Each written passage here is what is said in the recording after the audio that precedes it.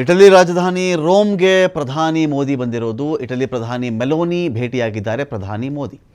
ಇಡೀ Iran, Israel, America ಯುದ್ಧ ಅಂತ ಬಂದಾಗ ಬಹುಶಃ ಅದನ್ನು ಇರಾನ್ ಮೇಲಿನ ದಾಳಿಯನ್ನು ಖಂಡಿಸಿದ ಗಟ್ಟಿಗಿತ್ತಿ ಅಂತ ಇದ್ದರೆ ಅದು ಮೆಲೋನಿ ನಿರ್ವಿವಾದವಾಗಿ. ಅದು ಇದೇ ಅಮೆರಿಕದವರಿಗೆ ತನ್ನ ಏರ್ ಸ್ಪೇಸ್ ಕೊಡಲ್ಲ, ವಿಮಾನ ನಿಲ್ದಾಣ ಕೊಡಲ್ಲ, ನಾನು ಈ ದಾಳಿ ಖಂಡಿಸ್ತಾ ಇದ್ದೀನಿ, ಇದು ಸರಿಯಲ್ಲ, ಸರಿಯಾದ ಕ್ರಮ ಅಲ್ಲ, ಇದು ಈ ಥರ ಮಾಡಬಾರ್ದು ಅಂಥೇಳಿ ತುಂಬ ಜೋರು ಧ್ವನಿಯಲ್ಲಿ, ಗಟ್ಟಿ ಧ್ವನಿಯಲ್ಲಿ ಮಾತನಾಡಿದ ದಿಟ್ಟ ಪ್ರಧಾನಿ.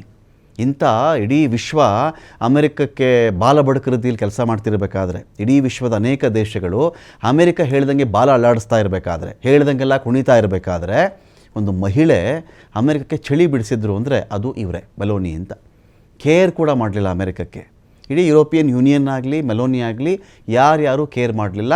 ಅದರಲ್ಲಿ ಮೊದಲ ಗಟ್ಟಿ ಧ್ವನಿಯಾಗಿ ನಿಂತ್ಕೊಂಡವರು ಇದೇ ಇಟಲಿಯ ಪ್ರಧಾನಿ ಮೆಲೋನಿ. ಕೇರ್ ಕೂಡ ಮಾಡಲಿಲ್ಲ ಅವರು. ನಾನು ನಿಮಗೆ ಏರ್ ಸ್ಪೇಸ್ ಕೊಡಲ್ಲ, ನೀವು ಮಾಡ್ತಿರೋ ತಪ್ಪು, ಯುದ್ಧ ನಿಲ್ಲಿಸಬೇಕಿದು, ಇದೆಲ್ಲ ಸರಿ ಹೋಗಲ್ಲ ಅಂತ ಮೆಲೋನಿ ಜೋರಾಗಿ ಹೇಳಿದರು.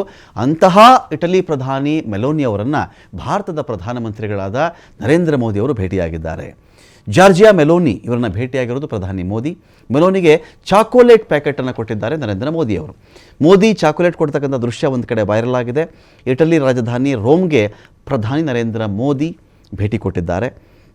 ಇವತ್ತು ಇವರಿಬ್ಬರು ಕೂಡ ಒಂದು ಸಭೆಯನ್ನು ನಡೆಸಲಿದ್ದಾರೆ. ಉಭಯ ದೇಶಗಳ ಬಾಂಧವ್ಯ ವೃದ್ಧಿ, ವ್ಯಾಪಾರ, ರಕ್ಷಣೆ, ಬಾಹ್ಯಾಕಾಶ ಕ್ಷೇತ್ರ, ಸೈಬರ್ ತಂತ್ರಜ್ಞಾನ, ಪ್ರವಾಸೋದ್ಯಮ, ಭದ್ರತೆ, ಶಿಕ್ಷಣ ಸೇರಿದಂತೆ ಹಲವು ಮಹತ್ವದ ವಿಚಾರಗಳ ಬಗ್ಗೆ ಚರ್ಚೆಯನ್ನು ಕೂಡ ಮಾಡುವವರಿದ್ದಾರೆ.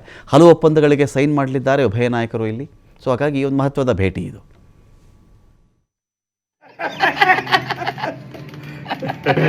Prime Minister Modi brought us a gift, a very, very good toffee. Mallory.